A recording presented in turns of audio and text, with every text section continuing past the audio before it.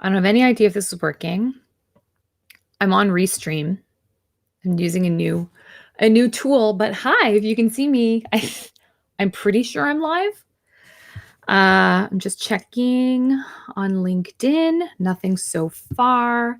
I have no idea. Oh, something happened. That's interesting. I am live on LinkedIn. But hi, if you can see me. Oh, okay, I'm gonna shut that off. Okay, so live on LinkedIn. I should be on Facebook, and I think I'm on YouTube. And I have no idea what anything means. This is what happens when you use a new tool. I'm sure I could have done things as well. Oh, wow. There's lots of things. I didn't get prepared for this at all. Okay. I was going to use Ecamm and feed it into this, but then my Ecamm needs an update. And I was like, okay, you know what? I can't even deal with. I can't even manage. I can't even manage life right now. I cannot. Okay. Hi. Hi, guys. So welcome to another weekly live where I go live every Thursday at noon Eastern Standard Time. And I am working through my MMOG, which is not, it is not a massive multiplayer online game. No, but rather a massive multimedia online guide. Okay, that's what it is. Where I'm basically going to, what I do is I go live every week and I share another piece to this massive piece of content that we are building for Brashberry, which is my business. And all around doing like we're calling it a brand pulse. It's like an audit though. But we hate audit. So we're like, nobody wants to say audit because that sounds like taxes and nobody wants to talk about taxes. So we're going to call it a brand pulse, I think, maybe. That's, if you have another idea, I'm open. I'm open to other ideas. So I just want to make sure your channels. Yep. Okay. I think, yeah, okay. I'm just going to check LinkedIn real quick, but we are going to talk today about how do you treat your clients and why, and how this relates to branding and how to think about it for your brand. So that's something we're going to talk about today. And I'm just going to turn my volume way down on that. Okay. Okay. So here we go. So 86% of buyers are willing to pay more for great customer service. Okay, and when we talk about customer service versus experience, they're different things. Okay, so customer experience is really what we're focused on when we talk about how you treat your clients. It's not about having a call center. I mean, that's definitely important, but the whole experience is what we're really talking about. This is like your customer's perception of how your company treats them in like overall, right? Basically, too, like if they like you, if people like you, then they're going to work with you, right? So they're going to work with you. They're going to recommend you to other people. That's kind of the whole thing. So we want to make sure that the way that we treat our clients is at a really high level. So a Walker study actually found that customer, and I'm going to include all these links to all the studies and all the stats that I include in the comments after I'm done. A Walker study found that customer experience will overtake price and product as a key brand differentiator. If you can say that word better than me, good for you. Which is really important to think about because before we were so focused on price and product and all that stuff. And that's obviously still important, of course, but we're finding that more and more customer experience is becoming a really key piece to the whole pie of how we're building everything out and what we're thinking about as we are creating products, as we're creating our brand, as we're building out our marketing, as we're actually going through the service. Okay. So let me ask you this. How likely are your current or previous clients to recommend you to their network? Right. So out of 10 clients, let's say, comment, tell me out of 10, how many do you know for sure would recommend you highly? If you said if you chose like 6 or less, you can do better. We can do better. We can always do better. Always we can do better. All right. So what does good customer experience do for your business? So a powerful CX is what we sort of call it in the world, which is customer experience, improves customer satisfaction. It builds loyalty. It lowers churn, costs, and improves the lifetime value and relationship of that client. Okay. So remember that the customer experience is part of your branding. And it's not just when a mistake happens, it's all the time. Like, how are we interacting and treating our clients all the time? And everybody can do better.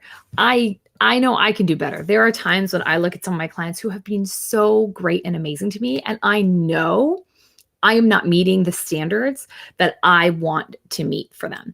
And sometimes that happens when you're in a small business too, and you are growing and you don't have, maybe the sort of capacity to, the time and capacity to kind of do the service and be of service in the way that you want to be for your clients. Sometimes you're so busy and you don't want to maybe ignore your clients, so you kind of shoot off quick emails to them that maybe come off too harsh or too fast or too abrupt, or maybe you're too busy and it takes a little bit longer for you to reply. And all of these little moments mean something in that customer journey and that customer experience. Okay, so we want to think about all the ways that we're touching our client, and that is all about your brand. Okay. So this starts from your very first interaction. This can start through your social networking and media posts, and through your emails and all of that kind of stuff, right through to your onboarding, through to being during the actual project, to offboarding, and finally, of course, onto retaining. Okay, so it is a forever journey with our clients. Even if you work with the clients and you're like, well, I'm more of a one and done, like I do the project and then, tickety boo, we're done. We don't really come back to it. Well, the reality is that client, to keep them sort of as part of your world, you have to think about that, because they could be an amazing referral source for you. So think about that and how you can continue to add value to them, because there are ways, just through knowledge. Maybe your project is over, but through knowledge and helping them, guide them through the future can be, there's so many ways that we can keep helping. Okay. So 72 72% of customers will share a positive experience with 6 or more people.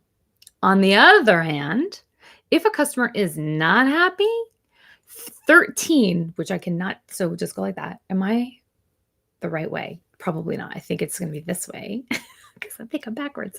13% of them will share their experience with 15 or more people. So, while 72% of people will share a positive experience, they're only sharing it with 6 or more people. Okay. And if the customer is not happy, 13% of them, well, it's a lower percent perhaps, they're going to share it with way more people when it goes bad. Okay. Clients are yours to lose. They are yours to lose, babe. All right. So let me tell you a story. I'm going to tell you a story. And tell me if that makes sense to you. Like, have you, even yourself, like I'm sure you've had a bad experience and you've told everybody and their brother, and then, you have a positive experience and you may or may not share it. But if it's a really positive experience, you probably will, right? So you can see even for yourself, when and where you're sharing your own good and bad experiences. I'm just going to quickly check Facebook to see if I'm live on Facebook. So story number 1, I'm going to tell you about a time when I worked for a company, excuse me. This was a number of years ago. And we had a printing company that we worked with. Excuse me. There was a printing company that we had worked with for a very long time. So before I even started with them, this was their company of choice. This is the printing company that they used. And that's just how it was. So we were this printing company's biggest client. We did a lot of printing back then, and we were a massive client for them. Now, were there issues? Yes, because sometimes when you have a client that you've had for so long, you get comfy, and sometimes you forget that they're a client and that they literally could leave you at any moment. Okay. So there were issues. We had issues. We had service issues. We had timeline. We had quality problems. There was some mistrust and poor service, little moments that started to build and started to build and started to build. And I was the main point of contact. So I didn't start the relationship with them. I came into the relationship with them, right? So I started to feel like we were being a little neglected. Things would be late. And, there was some assumption that we would always be there, right?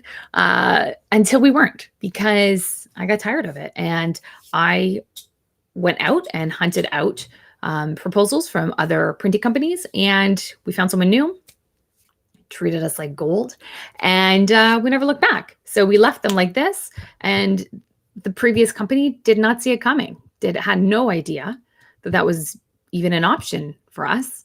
Okay, because remember, it is not the client's job to tell you if you're falling behind. Okay, it's not their job to say, hey, I have way higher expectations of you, so like you need to pick it up. That'd be great if they did, but it's very unlikely that anyone's going to do that because people don't like conflict. Okay, so it's your job to make sure that you're staying deeply connected with that client and asking tough questions about how the service is. And it's going to be tough, and sometimes you're not going to want to hear it. But if you don't know, they could be gone, right? Like only 1 in 26 unhappy customers will actually say something to you. And the other 25 will just leave. Okay. So lesson number 1 is don't mistake silence for happiness. Okay. Never mistake a client's silence for happiness. That's really, really important. I have another story for you. I have 3 stories. So this is going to be story number 2, darlings. Number 2. All right. I had a client that came to me, and of course, they wanted their website done because that's what I do. So they had already purchased their web hosting, so they already had their hosting, and so which is fine. That happens, a lot of times. Normally, I prefer them to move on to a hosting company that I trust. I know, like, and trust, because it makes life a lot easier. Because different hosting companies are really good, and there's hosting companies that are not very good. Even though it seems like they're really good, they maybe aren't. So they already purchased this hosting with this hosting company. So that's what we're going to go with, because we did try to get a refund and it wouldn't happen. And, hosting isn't cheap all the time. And sometimes when it's cheap, it's also not good. So, you got to kind of make sure that you're buying good hosting. Anyway, whole other topic. Let's move on. So we went with it, but we ended up running into some tech issues with some PHP coding and things like that. Anyway, let's not get into that, but we got into some tech issues. So I reached out to them to see if they could help me out, because sometimes they can dig into something really quickly and just tickety-boo and find the problem and get it solved. So they wouldn't help me because my email wasn't on the account. And so, yes, we could have gone back and forth and figured this out, and, I could have lied and pretended to be my client and all of this stuff. But what I hate doing is bringing problems to my clients. I freaking hate that. So, like, if I reach out to somebody for help and they say, oh, well, and then I have to go to my client and be like, and like, here's the thing, and I need to make work for you so that I can solve this problem. That's a pain in my ass. And I really, really dislike that.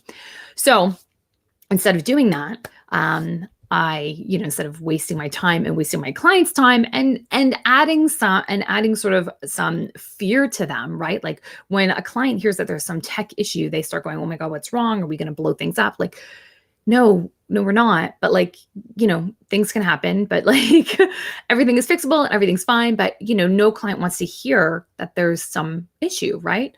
So what I did instead was I went to my preferred hosting company, which is SiteGround, who are amazing. And I reached out to their service team, who are awesome. They're the freaking best, okay? Without questioning anything, even though I told them straight up, this client, this project, what I'm asking you about is not on SiteGround. They are not your client. They are not paying you for hosting. They do not have their website with you. They will not have their website with you. None of that is going to happen, but I need help. They helped me. Okay. They're like, okay, great, whatever. So within 30 minutes, they helped me through a step-by-step we got the problem solved, we navigated the issue, and we moved on. My loyalty to SiteGround is huge due to this and many other times that they've been there for me. Their customer service in that way and being there for me is bar none. And I've used a lot of different hosting companies. SiteGround has been there for me. And so I am deeply loyal to SiteGround. And not only that, then they sent me a follow-up just to make sure. Did it go okay? Did it work? Right? Are you okay? I mattered to them, right? Like that's how I felt. I knew, I knew like during the whole call, like the conversation that I mattered to them, that they were helping me outside of the norm. I knew that. And then they reinforced it by following up and making sure, and they sent me our whole discussion so that I could go back through it and everything.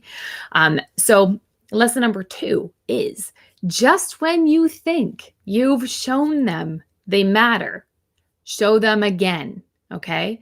Make sure your clients know how important they are to you and that you will take the time to help them.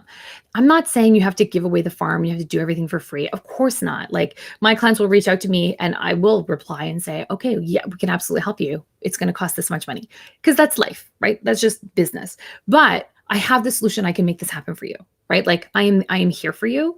And that's really important. Okay. Story number 3. 67% of customers prefer self-service over speaking to a company representative.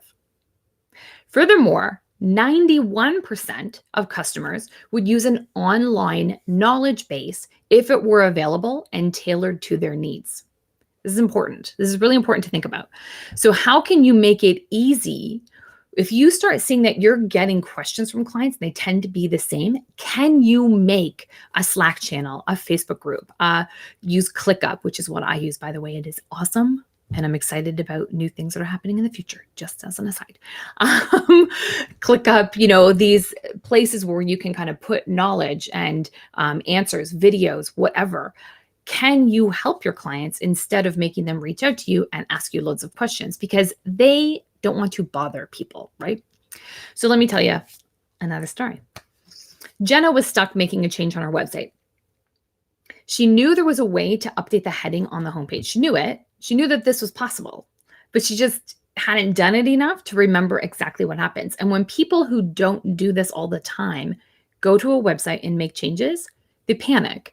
They think that they're going to do something and the whole freaking site is going to explode. Okay, that is literally what people think. They think that. It's not going to happen. But anyway, well, actually, it could happen. It could happen. However, if you worked with somebody who's good, they're probably already taking care of things. Anyway, okay, let me get all sidetracked. So she knew that there was a way to update this header, but she just couldn't remember and was starting to feel like massive fear over making a change and like exploding the website and screwing it up, ruining it, whatever, okay? Like she was like, what if I make the change and I mess everything up and the website gets broken and no one can ever access it again? And right, like this is what we start thinking. So she reached out to her boss to ask what to do, which she didn't want to do. She was like, oh crap, I got to ask my boss. Luckily, they reminded her that there is a video library to take her step by step through how to make changes. That the website is backed up every single day, just in case. We always back up our sites just in case. Okay. We are always, when we have that backup, we can quickly just go boom and everything's fixed. Okay. We go back in time a day before. It's all good. Okay. And number 3, of course, I, Amanda, am always available to offer guidance. They just have to send me an email. So Jen was like, oh, I knew that. I just forgot, right? So she headed over to the video library, found the answer she needed, and made the change without issue and got to move on with her day, okay? So lesson number 3 is make it so easy, okay? We want to make it so easy for them and so safe, and give them a place that they can go. So yes, well, she could have reached out to me via email. She didn't have to because I create a video library for my clients after every project so that they can go in. It looks like their site. It's custom for them. We don't do that every time, but for the majority of clients, we do build a custom library. Sometimes we use what videos that we've already done if it's sort of similar looking, but if it's specific for their site, we have videos just for them. So they can go in and see exactly step by step how to do something, right? So have that space. And remember, she had remembered all of that would have been fixed. So she wasted like a whole day because she fretted about it and fretted about it and fretted about it and, looked at the site and tried and was scared and da. Finally went to her boss, which she did not want to do because, of course, then you feel like, oh my God, my boss knows I don't know what I'm doing, right? But then when she was reminded about what there was, she went to the video library and, the solution was there. So she remembered that the video library is there, then she wouldn't have wasted all that time and she would have been done and fixed and moved on. Okay, so customer experience and your brand go hand in hand, loves. Hand in hand. In today's world, remember that your reputation is the only thing you've got, okay? Without a good reputation, you got nothing, all right? Can a reputation be fixed? Sure it can, but you do have to be careful because we call it the trust bank. So when you start with a client, the bank is already mostly full. And when you slack or do not provide the experience or arrive to the arrive, you know what I'm trying to say, arise, I guess, to the expectation that the clients have or that you set out, it drops. Okay. To build that back up to here, it's a very slow, it takes a long time to get back, but it drops real fast. Okay. So anytime you say you're going to call somebody at 3:00, you better call them at 3:00. If you say you're going to have something by Friday, end of day, you better have it at Friday at end of day. There are times when I know that I have not done that and it makes me crazy. I hate not meeting those deadlines and things that I say I'm going to do. When you say you're going to do something, do it. Also, be very clear about expectations. Do not promise magic. Okay. Don't do that. Don't say, oh yeah, if you work with us, every day you're going to bring in 25 new leads that are high ticket, $30,000 clients, boom, boom, boom. It's like that.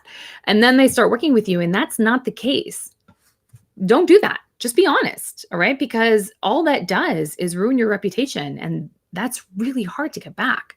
All right. So, definitely think about all of these things, every little moment. And what you should actually do is sort of map out all the moments that you touch your clients. What does that look like? Almost like if you know what a mind map is, you can kind of be like, customer experience and then like all these little moments that will kind of come off like spider webs. From that, what are all the moments that you touch clients or potential clients? What are all of those things? And how can you make sure that in all of those moments, you're being as awesome as you can be, right?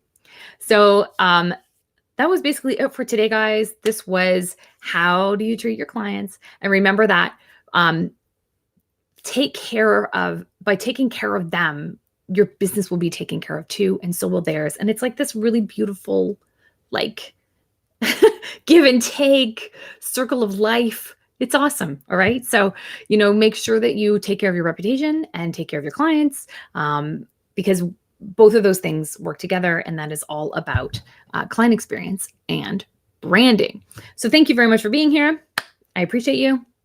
Remember that as I go and as I start building this MMOG, massive multimedia online guide, not massive multimedia multiplayer online game. Okay. I'm going to be sharing this every single week. So every Thursday at noon Eastern time, I will be here. I've been doing this on LinkedIn. So if you are seeing me on YouTube or Facebook, this is the first week that I've done this here.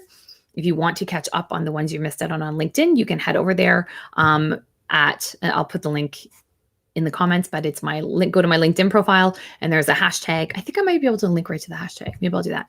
There's a hashtag that you can use and it will show you all my previous lives as well. So the MMOG, it's a lot easier to say it like that, isn't it? A lot easier. So the MMOG will be a big piece of content. It's going to be free. We're going to put it on the website. It's a big piece of content, and it will there's going to be like some fun things in it. Like there might be a quiz or a personality test or like some tools and templates. It's going to be pretty big. It's going to take us a while to build it. So I was like, at first I was like, oh, we can build this in like 2 weeks. Yeah, that's not going to happen.